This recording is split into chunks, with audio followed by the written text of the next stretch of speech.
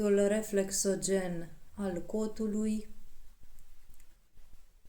este situat pe ambele picioare, pe partea exterioară, de-a lungul arcului și a bolții plantare.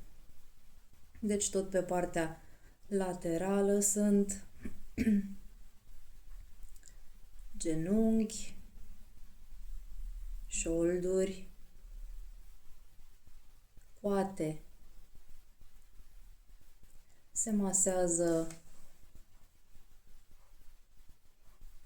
prin alunecare, apăsând.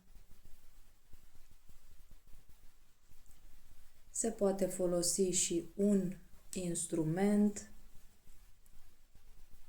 specific pentru reflexologia plantară.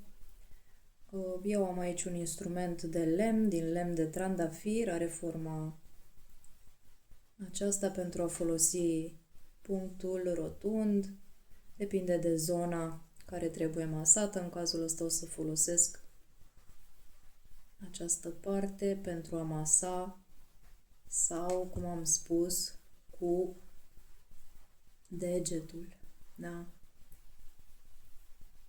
Alunecare, apăsând pe ambele tălpi.